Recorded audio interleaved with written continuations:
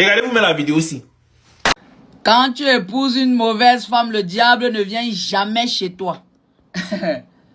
Son enfant est là-bas. Un jour, mon téléphone sonne, c'est un client qui m'appelle. Il me dit, maître, vous vous souvenez de moi? Il y a plus de 10 ans, vous avez fait mon divorce. Évidemment, je lui ai pas dit tout de suite que je me souvenais plus de lui, ni de son divorce d'ailleurs. Mais je lui ai dit, oui, bien sûr, je me souviens de vous. Il me dit, bah, vous vous souvenez aussi peut-être, j'avais un fils, c'est ma femme qui a eu la garde. Bien sûr, je me souviens bien. Eh bien, ma femme et mon fils sont partis dans le sud après le divorce. Et puis, j'ai jamais plus vu mon fils.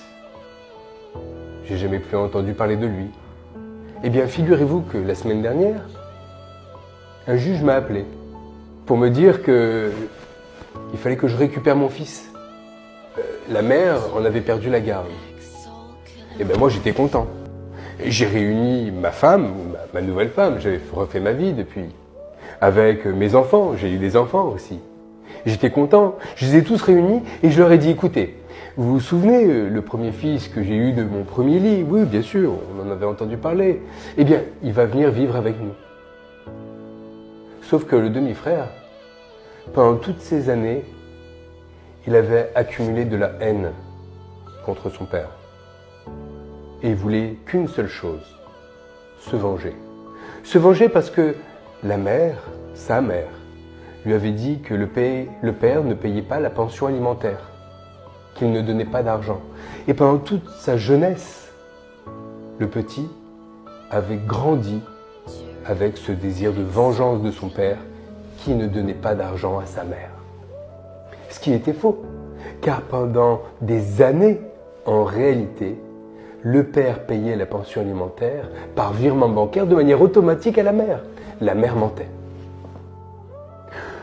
Le fils est arrivé dans sa nouvelle famille, avec cette envie bien sûr toujours de se venger, et un jour, il regardait la télévision. Son demi-frère, âgé de 4 ans, était à côté de lui, assoupi, presque endormi. Et il a ouvert la fenêtre.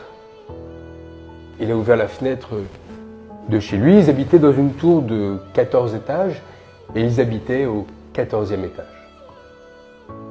Il a profité que son demi-frère soit endormi pour le prendre et le jeter par la fenêtre. Il n'a pas avoué tout de suite à son père que c'était lui qui avait tué son frère. 2-3 jours après, le père me raconte qu'il était venu le voir pour lui avouer. Et avec un sang-froid extrême, me dit-il, il me dit « Je l'ai jeté parce que je voulais me venger. Parce que tu ne payais pas la pension alimentaire à maman, je l'ai tué. » À ce moment-là, le père avait perdu 2 fils. Le criminel et l'endeuillé. Et le pire dans cette histoire, c'est que le père avait toujours payé. La meilleure façon d'échouer dans la vie, c'est à travers les femmes. Et mes jeunes sœurs, vous allez vraiment m'excuser. Je pense que c'est important d'en parler. Parce que la personne à qui je parle maintenant pourrait être ton frère. Et je suis convaincu que tu lui ferais les mêmes conseils s'il s'agissait de toi, à lui. Regardez derrière.